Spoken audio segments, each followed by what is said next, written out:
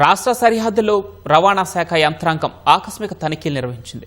తెలంగాణలోకి ప్రవేశించేందుకు ప్రధాన మార్గమైన ఆదిలాబాద్ సరిహద్దులో ఉన్న 44వ జాతీయ రహదారి గుండా వస్తున్నటువంటి ప్రైవేటు వాహనాలను అధికారులు పరిశీలించారు. చెక్ పోస్టులు రద్దు చేసిన అనంతరం సరిహద్దులో రవాణా శాఖ అధికారులు పర్యవేక్షించడం ప్రాధాన్యత సంతరించుకుంది. నిబంధనలు ఉల్లంఘించిన వారిపై ఎలాంటి చర్యలు తీసుకున్నారు తదితర అంశాలపై మా ప్రతినిధి మణికేశ్వర్ ముఖాముఖి. గేట్వే ఆఫ్ తెలంగాణగా పేరొందిన ఉమ్మడి ఆదిలాబాద్ జిల్లాలో రాష్ట్ర రవాణా శాఖ అర్ధరాత్రి నుంచి ఆకస్మిక సోదాలు నిర్వహించింది. ఉత్తర భారతదేశం నుంచి ఆదిలాబాద్ మీదుగా దక్షిణ భారతదేశానికి వెళ్తున్న బస్సులన్నింటినీ తనిఖీలు చేపట్టింది. ఆదిలాబాద్ జిల్లా సరిహద్దుకు వచ్చే 44వ నంబర్ జాతీయ రహదారి పిప్పర్వాడ దగ్గర మనం ఉన్నాం. ఇక్కడ రవాణా శాఖకు సంబంధించిన అధికార యంత్రాంగం కూడా ఉంది. అంటే కిందటి ఆగస్టులో రాష్ట్రంలో అంతర్రాష్ట్ర చెక్ పోస్టులను రాష్ట్ర ప్రభుత్వము తప్పించింది.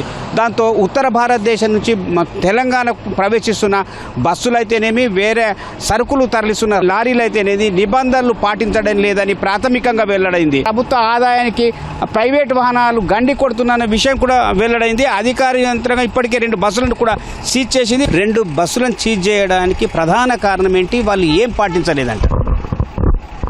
31 సీటింగ్ ఉన్న బస్సులో 40కి పైన ప్యాసింజర్స్ ఎక్కించుకొని తీసుకెళ్ళడం జరుగుతున్నది. అది ఓవర్లోడింగ్ ఆఫ్ ప్యాసింజర్స్ అవుతుంది. సో దాంతోపాటు వాళ్ళ దగ్గర వ్యాలిడ్ డాక్యుమెంట్స్ ఉండవు. ఇప్పుడు ఇది వైలేషన్ ఆఫ్ పర్మిట్ కండిషన్స్ వస్తుంది. పర్మిట్కి తగ్గట్టుగా వాళ్ళు ఎంతమందిని ఎక్కించుకోవాలో అంతమందిని సురక్షితంగా తీసుకెళ్ళడానికి అంతమందిని క్యారీ చేయవలసి ఉంటుంది. బట్ దానికి ఎక్సెస్గా వాళ్ళు తీసుకెళ్తున్నారు కాబట్టి, అండ్ దాంతోపాటు ట్యాక్స్ కూడా లేని వాహనాలకి మేము సీజ్ చేయడం జరిగింది. ఇదివరకు అంతర్రాష్ట్ర చెక్ పోస్టులు ఉండేవి. అప్పుడు ఇలాంటి ఘటనలు ఏమన్నా వచ్చి ఉంటుండేనా సార్? లేదా ఇప్పుడు ఆ చెక్ పోస్టులు ఎత్తివేసిన తర్వాత ఇలాంటి పరిణామాలు ఎదురవుతున్నాయి? చెక్ పోస్ట్ ఉన్నప్పుడు ప్రతి ఒక్క బస్సు క్షుణ్ణంగా తనిఖీ జరుగుతున్నది. చెక్ పోస్ట్ ఉన్న టైంలో ప్రతి వెహికల్ అక్కడ వచ్చి రావాలి, చెక్ పోస్ట్ దగ్గర ఆగాలి, ఆ డాక్యుమెంట్స్ వెరిఫై చేయాలి. సో అక్కడ ఓవర్లోడింగ్ ఏమన్నా ఉన్నా కానీ అది మేము అలౌ చేసేవాళ్ళం కాదు. సో దాని తగ్గట్టు ఏమన్నా బై ఛాన్స్ వాళ్ళకి తెలియకుండా వచ్చినా కానీ దానికి కేసు నమోదు చేయడం జరిగేది. కిందటి ఆగస్టు నుంచి అంతర్రాష్ట్ర చెక్ పోస్టులను ప్రభుత్వం తొలగించింది. అప్పటి నుంచి ఇప్పటి వరకు మాసుగా ఒక ఆకస్మిక తనిఖీలు చేయడం ఇది మొదటిసారి. అంటే ఈ మధ్య కాలంలో ఎలాంటి తనిఖీలు జరగలేదు. ఇప్పుడు ఒక్కోసారి ఇట్లా తనిఖీలు చేయడం వల్ల ప్రభుత్వం కూడా ఆదాయం కోల్పోయే అవకాశం కూడా ఉంది. దీని మీద కూడా పునరాలోచన చేసే అవకాశం ఉందా? మీకు మీ ఉన్నతాధికారుల నుంచి ఏమన్నా ఆదేశాలు ఉన్నాయా? నిరంతరమైన ఈ సోదాలు నిర్వహిస్తారా, లేదా ఒక రోజుకి ఇట్లా ఆకస్మికానికి పరిమితం అవుతుంది? రవాణా శాఖ అధికారులు రాష్ట్ర వ్యాప్తంగా మేము నిరంతరంగా చెకింగ్ చేస్తూనే ఉంటాము. అది ఒక నిర్దేశిత ప్రాంతం అని ఉండదు. మేము త్రూఅవుట్ జిల్లా మేము తిరుగుతూ ఉండాలి, కేసులు నమోదు చేస్తూ ఉండాలి. నాట్ ఓన్లీ హైవే, ఇంటర్నల్ రోడ్స్లో కూడా ఏదైతే ట్యాక్స్ లేని వాహనాలకి, ట్రాక్టర్లకు కానీ, ఎల్జీవీలకు కానీ ఏదైనా ఉన్నా కానీ మేము కేసు నమోదు చేయడం జరుగుతుంటుంది. సో ఇది నిరంతర ప్రక్రియ ఉంటుంది.